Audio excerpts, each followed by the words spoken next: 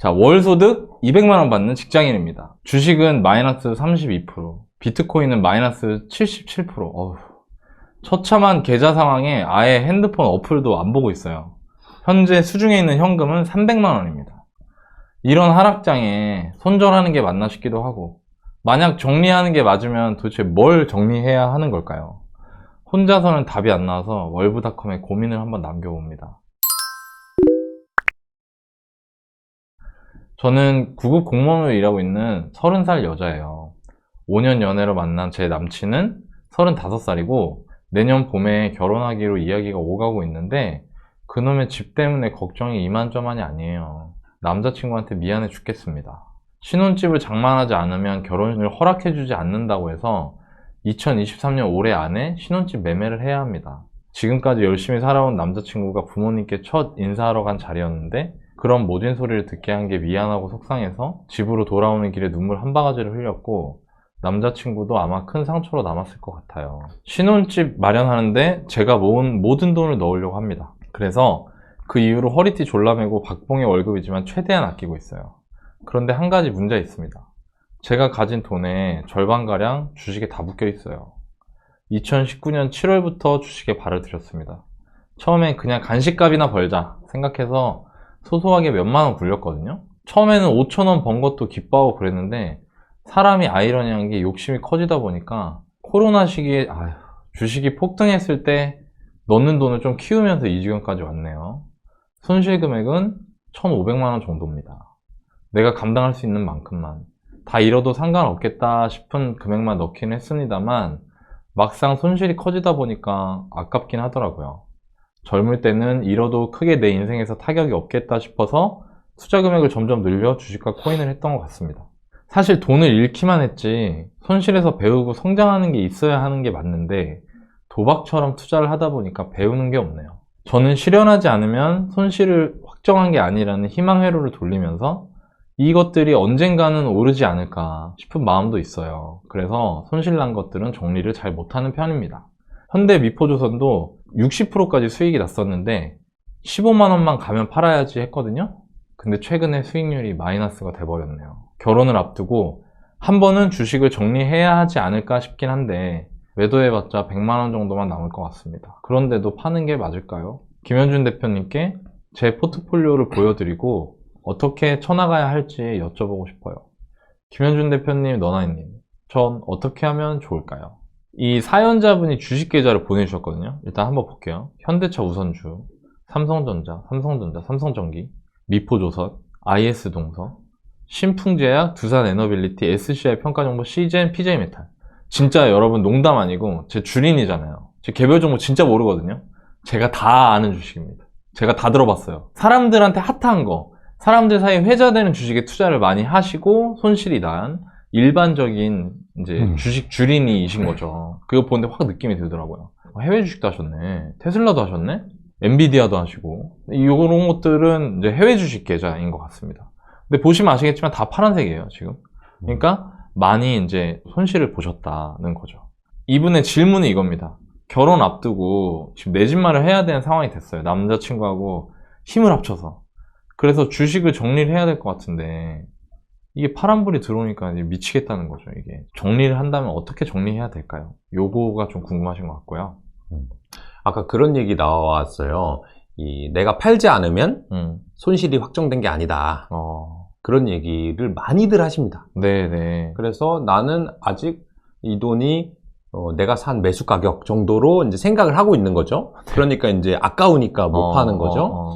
근데 그 격언을 되게 오해하고 계신 게 내가 어느 정도까지 이 기업 가치를 다 계산을 해놓고 근데 지금 특정한 이유로 아직 떨어져 있거나 아직 오르지 않았을 때 그렇게 생각하는 것이지 공부를 하나도 안 했는데 내가 산 가격을 기준으로 해가지고 무조건 나는 아직 손실이 아니야 라고 하는 거는 이 자기 객관화가 안 되는 겁니다. 자기 객관화가 안 되면 맞네. 공부의 시작이 안 된 거예요. 안 된 거죠. 네, 내가 어떤 실력인지 알아야 나 아직 집합과 행렬도 모르는데 미분 적분부터 하겠다? 또는 말이 안 되지. 중1 실력인데 고3 수능하겠다? 안 되잖아요. 네. 그러니까 그거는 지금 그런 얘기를 할 때가 아니다. 이분은 그거 알긴 아는 것 같은데 어쨌든 여러분들 다 들으시라고 말씀드리고 싶었고, 또 하나는 전 이제 불인이로서 네. 신혼 때 네. 집을 사라고 이제 어르신이 말씀하신 것 같아요. 네. 그렇지 않으면 내 딸을 줄 수 없네 뭐 이런 얘기를 하신 것 같은데, 네.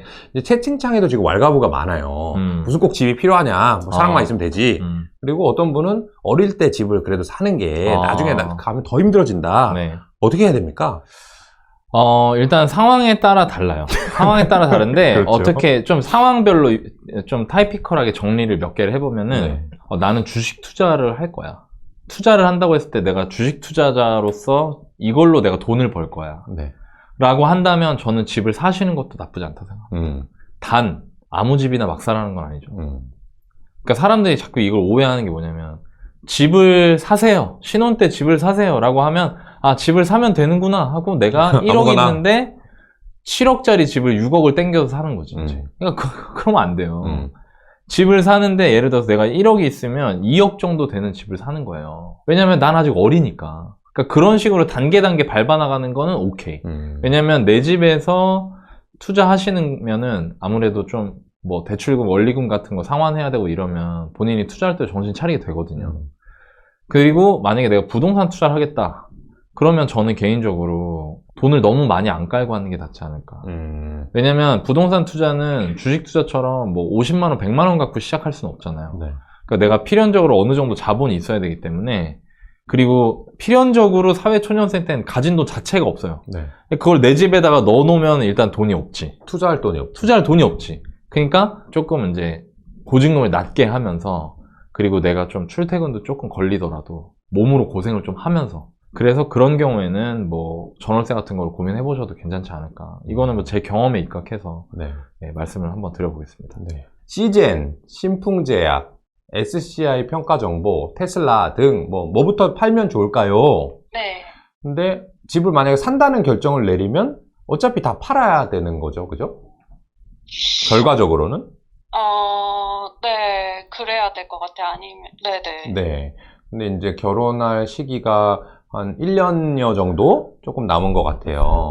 네. 네, 그래서 요거는 사실 제가 열심히 분석을 해보면 1년이라는 기간이 아주 짧은 기간은 아니기 때문에 뭐라고 네.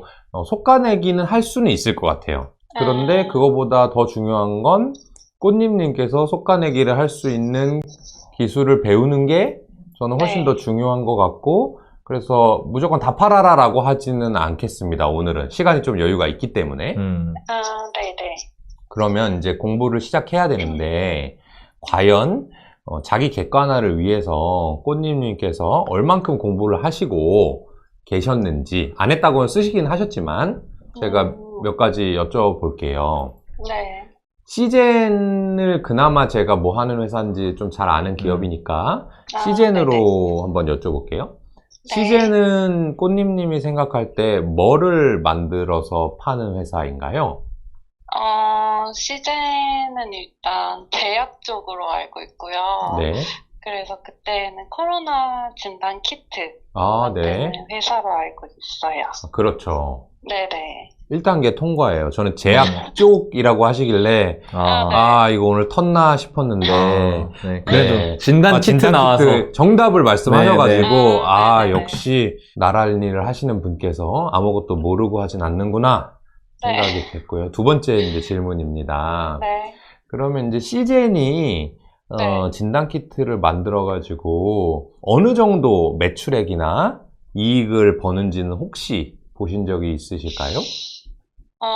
제가 사실 그때 사고 나서 물린 다음에는 최근에는 네. 보지 않았어요. 그러니까 기업 분석이나 뭐 기업에 대해서 공부를 안 하고 있어가지고. 그러면 살 때는 한 번은 보셨나요? 혹시 이 회사가 뭐 한 100억 번에 뭐 1000억 번에 뭐 이 정도는 보셨나요? 네네네. 아, 그렇군요. 그럼 그때 기억으로 지금 돌아갑니다. 네. 사셨을 때 그때 네. 이 회사가 진단 키트를 만들어서 얼마 번다라고 했잖아요. 그런 얘기들이 네. 나왔잖아요. 네. 그때 어떤 얘기가 있어서 내가 시젠을 골랐던 것 같아요? 미국에서 네. 유일하게 승인받은 한국 제품이라고 없었어요. 그 아. 당시에. 아. 네, 초창기쯤에. 어떤 게요? 진단 키트였죠? 네네네. 네. 진단 키트가. 좋습니다. 좋아요, 좋아요. 좋습니다. 여기까지. 역시 2단계까지 통과해요. 좋아요, 좋아요. 이유가 있었어. 빠져가지고 다행이야. 지금 짜증이 나서 안 보는 것 뿐이고, 저도 네. 그런 건 있어요. 주식 빠지면 짜증나고 공부하기도 싫어, 그 주식은. 네. 좋아요. 근데 공부해고 샀다는 겁니다. 마지막 질문을 할게요. 네. 그 회사가 돈을 많이 벌면 네. 그 기업의 주가가 오르는 거는 사실이에요. 네네. 그러니까 진단키트를 많이 만들어가지고 미국에도 뭔가 허가를 받고 그러면 우리나라 사람들 5천만, 미국 3억 명이니까 당연히 뭔가 좀 더 잘 될 가능성이 분명히 있었겠죠? 네. 여기까지는 맞아요. 그런데 우리 주식하는 사람들한테는 이익의 질이라는 단어가 있어요. 네네. 이익의 질은 똑같이 100만 원을 벌어도 그 100만 원이 값어치가 더 큰 100만 원이냐 아니면 값어치가 별로 없는 100만 원이냐를 뜻하는 건데 무슨 똑같은 100만 원의 값어치가 달라요 라고 하지만 네. 기업이 만약에 100만 원씩 10년, 100년 꾸준히 벌 수 있는 기업하고 네. 그냥 1, 2년 반짝 100만 원 벌고 그만 벌 수 있는 기업이 있다면 당연히 전자가 더 이익의 질이 높다고 볼 수 있겠죠? 네. 그러면 시젠이 진단키트를 만들었어요. 코로나19 진단키트를. 네. 한국에서도 팔고 미국에서도 팔고 많이 팝니다. 근데 네. 코로나19가 없어지고 있죠. 네, 네, 맞아요. 그러면 진단키트를 아무리 잘 만들고 다른 나라에 아무리 많이 팔아도 소용이 네. 없죠. 네. 다른 분들 들으라고 좀 다른 사례를 만들어 보면은 이제 네. 우리가 주식을 산다라고 하는 거는 어떤 업체, 그 기업의 주인이 된다는 개념이에요. 이 회사가 잘 될 것 같으니까 난 투자해야지 하는 거잖아요. 네, 네. 그러면 가게를 사는 거나 마찬가지라고 볼 수 있거든요. 권리금 주고 식당 같은 거. 네. 그러면 이제 지하철역에 보면은 폐업 정리 해가지고 옷가게 팔고 화장품 팔고 이렇게 하는 가게 있죠. 네, 네. 그런 가게들 보면은 장사가 되게 잘 되는 경우가 있어요. 성황이야. 사람들 다 서 있어. 네. 네. 줄 서가지고 막 계산하느라고 난리 났어. 네. 근데 다음 주에 문을 닫는 거야, 얘네들은. 네. 근데 그 다음 주에 문이 닫을 가게를 지금 당장 성황이라고 해가지고 지금 팔리는 매상만 가지고 내가 권리금을 가지고 그 폐업 정리 매장을 산다, 안 산다? 안 산다. 안 사죠. 네. CJ는 폐업하진 않아요. 기존에도 잘하고 있고 앞으로도 네네. 잘 할 수 있는 회사이지만 네. 그 주식을 샀던 그 시점이 네, 네. 코로나19가 한창이었고 그게 네. 미국이고 한국이고 다 잘 될 것 같은 시기에 샀기 때문에 지금 이익의 질이 낮은 상황, 안 좋은 상황에서 투자를 한 거거든요. 네. 제가 이거를 왜 말씀드렸냐면 이 꽃님님이 투자한 많은 기업들과 비트코인을 포함해서 많은 네. 자산들이 주로 그 시기에 아주 핫했던, 그래서 주가도 많이 올라 있고 그 가격도 많이 올라 있고 모두가 잘 될 것만 같았던 시기에 사신 게 많더라고요. 맞아요. 그래서 그거를 고쳐보시면 네네. 시젠 같은 거를 똑같은 아이디어로 사되 모두가 네. 좋아하지 않는 국면에서 사면 충분히 될 것 같고, 네네. 이제 남자친구는 회계사시잖아요? 네. 근데 똑같이 시젠으로 물렸다고 그랬잖아요? 네, 맞아요. 그러면 남자친구는 훨씬 더 이 이익의 질이나 이런 거에 대해 잘 알 텐데 네. 왜 시젠을 똑같은 시점에 왜 샀을까? 그런 것들을 재무제표나 숫자를 잘 아는 분일 거니까 한번 같이 얘기를 나눠보면서 그러면 남자친구가 가르쳐 줄 것도 있을 거고, 그 다음에 김현준이라는 사람이 이렇게 얘기했는데 이건 어떻게 생각해? 라고 얘기해 볼 수도 있을 거고, 그러면서 공부를 해 나가면 일단 남자친구가 공인회계사니까 주식을 잘 할 수 있는 그런 기능들은 갖추고 있다고 보이거든요. 꽃님님도 배울 수 있고. 네네.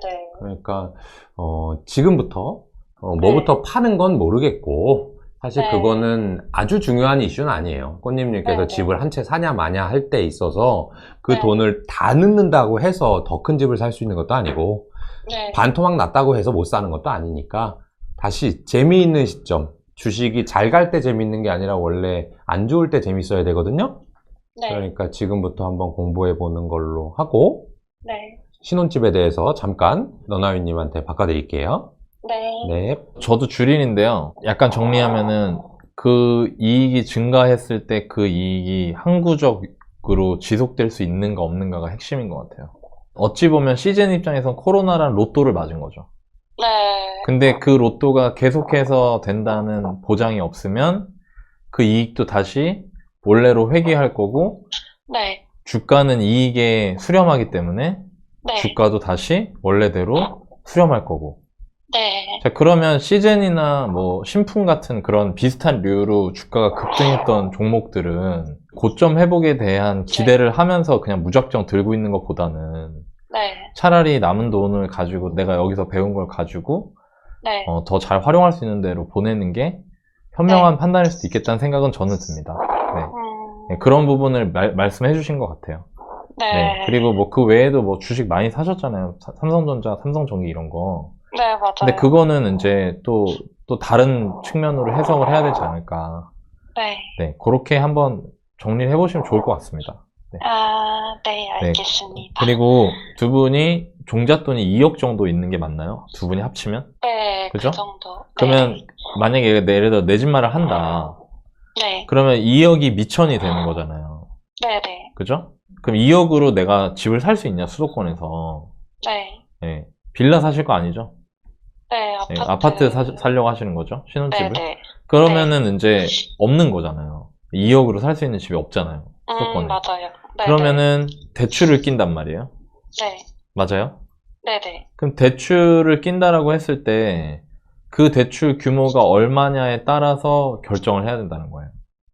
자, 잘 생각해 보세요. 아, 그래도 신혼 때 사서 일찌감치 출발해야지. 또 어떤 분들은 아, 무슨 신혼 때부터 집을 마련해. 그건 아니지. 이러잖아요. 네. 근데 이거는 제가 엄밀하게 여러분들께 말씀을 드리면 이거 다 틀린 말이에요. 다 틀린 말인 거예요. 네. 아니, 신혼 때 얼마를 갖고 있고 얼마짜리 집을 사는데 그걸 알아야 답이 나오는 거죠. 그렇지. 무슨 말인지 아시죠? 내가 물어본 네. 건데, 네. 좀 전에. 그러니까 지금 근데 저희한테 보내주신 거 보니까 6억 정도 하는 집을 사려고 하시는 것 같아요. 네, 네. 그럼 본인이 2억이 종잣돈이고 4억을 얹어서 사야 되잖아요. 네, 네. 두 분한테 4억이 적절한 대출인 것 같으세요? 저희가 네. 원리금 포함해서 200만 원 정도는 네. 지출할 수 있겠다 싶어가지고 네. 그래서 4억 정도는 대출 받을 수 있겠다 생각을 한 거였거든요. 네, 네. 근데 저는 조금은 네.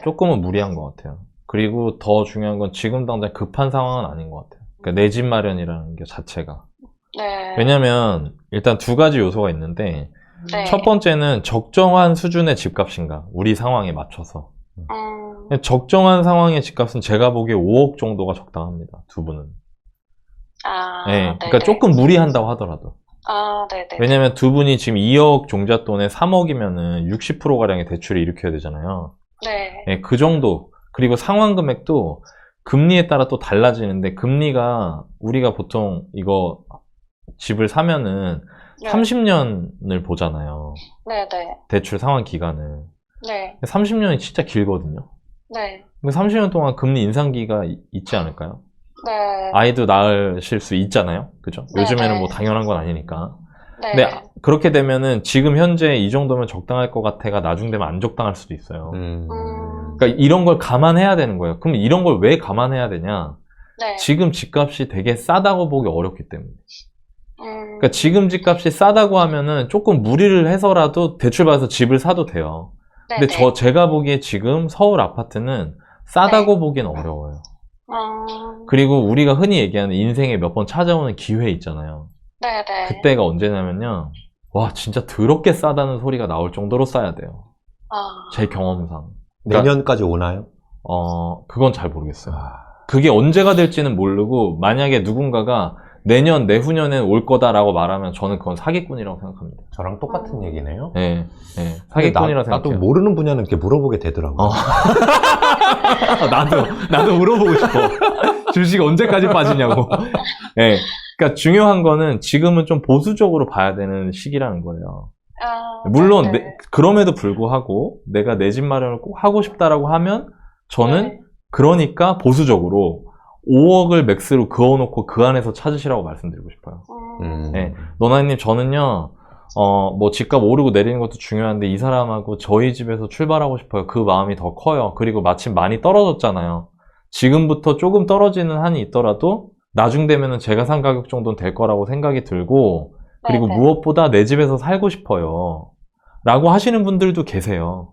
네. 그리고 저는 항상 집은 필요하면 사는 게 맞다 생각해요. 네. 그렇지만 그럼에도 불구하고 6억은 무리다. 지금 두 분한테. 이해되시나요? 네네. 네, 이해되시죠? 그럼 5억으로 그어놓고 서울에서 아파트를 찾아보는 거예요. 네. 네. 있냐, 그런 집이. 있어요. 지금. 구축 아파트지만 방 네. 2개짜리, 화장실 하나짜리, 전용 4구제곱미터에 해당되는 아파트들이 5억까지 내려온 아파트들이 꽤 많거든요. 대신 수도권, 서울 외곽이에요. 그러니까 그런 것들을 보시고 네네. 만약에 이게 내 집 마련으로 적합하지 않다고 생각이 된다, 우리가. 네. 그러면 더 모으시는 게 맞아요. 네. 왜 급해? 급할 필요 뭐가 있어, 지금. 그죠? 네. 그리고 제가 마지막으로, 네네. 이 전화를 끊고 언젠간 내 집 마련 하실 거 아닙니까? 네. 그때 그 힌트를 하나 드릴게요. 합리적으로 생각해 봅시다, 합리적으로. 집값 상승, 하락 이런 거를 빼고요. 그냥 합리적으로 생각을 하고 결정하는 거예요, 내 집 마련할 때. 무슨 네네. 얘기냐면, 지금 저한테 보내신 아파트 시세가 6억인데 전세가 3억이 안 돼요. 네네. 그러면 그냥 심플하게 그냥 나 부동산 오르고 떨어지고 다 모르겠고 네. 지금 전세 사는 게 유리해요? 매매하는 게 유리해요? 전세. 이거를 내가 사용한다고 생각했을 때. 사용한다고 했을 땐 전세가 더 유리하다고 그죠? 생각해요. 네. 그 유리한 거 하면 돼요. 그러다가 네네. 이게 이거야. 근데 내가 살았어, 여기서. 근데 관심을 네. 가졌어. 네네. 네? 근데 이 집이 5억 5천원이 됐고요. 네네. 2년 뒤에 전세 한번 살았는데 네. 나는 뭐 계약갱신 청구권 써서 3억에 5%, 3억 1,500에 할 수 있는데 전세 새로 나오는 시세를 봤더니 전세가 4억 2천이 된 거예요. 네. 그러면은 이제 어떻게 돼요? 전세 4억 2천 사는 게 나한테 유리해요? 1억 3천 정도 얹어가지고 내 집을 사는 게 맞아요? 집을 사는 게 맞는 것 같아요, 그때에는. 그럼 사면 되지. 음, 물론 이렇게 단순하게만 접근할 수는 없어요. 네네. 그렇지만 저는 적어도 네. 이 개념만 알고 있으면은 큰 실수는 안 할 것 같아요. 네. 무슨 얘기인지 아시죠? 네. 네, 그렇게 좀 접근해 보시면 어떨까? 네. 라는 생각이 듭니다. 네. 네. 남자친구하고 결혼 언제 하세요? 결혼은 이제 내년 봄쯤에. 남자친구가 속상했을까봐, 속상했다고 그랬잖아요, 본인도. 네. 그죠? 네. 네, 잘 해주세요. 네. 그리고 네, 현준 대표님이 네네. 이제 신혼부부들 주식 투자 하시는 분들한테 해줄 만한 게 있으실 것 같거든요. 네. 그래서 마지막으로 현준 대표님이 네. 덕담을 좀 해주실 거예요. 네네네. 네. 제가 바꿔드리겠습니다. 네. 네. 제가 무슨 얘기를 해야 되죠? 덕담. 따뜻한 사람이니까. 그냥 사랑하시면 돼요. 그거 뭐 맞아요. 이렇게 네. 주변에서 집 꼭 사야 된다고. 근데 나는 그렇게 생각하지 않고 연구해 봤더니 그렇지도 않고 너나이님도 그렇지 않다고 하는데도 거기에 떠밀려서 할 네네. 필요가 전혀 없어요. 그거는 그 2021년에 시젠 사는 거랑 똑같은 거예요. 그죠? 맞아. 네. 그러니까 투자 공부도 열심히 하시고. 네. 또 네. 조만간 뵙는 기회가 있었으면 좋겠습니다. 배운 내용 가지고 정리해보면 주식 투자할 때 여러분들이 이익의 질을 한번 생각해 보시면 좋을 것 같다. 특히 이제 테마주 성격을 가지고 있는 거. 이렇게 코로나 시즌이나 뭐 신풍같이 이렇게 코로나 터졌는데 여기가 코로나 진단키트 만든다 하면서 주식이 급등하는 것들 같은 경우에는 이렇게 그 이익의 급등이 계속해서 확보가 되는 비즈니스 구조의 변화인지를 보시는 게 여러분들이 돈을 안 잃는 주식 투자를 하는 데 있어서 굉장히 중요하다는 얘기를 해주셨고, 또 반대로 그거가 저는 개인적으로 어떻게 들렸냐면 손절의 기준도 될 수 있을 것 같아요. 네, 내가 물건을 이제 이걸 보내줘야겠다라고 판단할 때의 기준으로도 활용할 수 있을 것 같아서 저는 그게 굉장히 오늘 인상 깊은 내용이었다고 생각을 하고요. 비슷한 고민을 하시는 많은 분들께 도움이 좀 됐으면 좋겠습니다.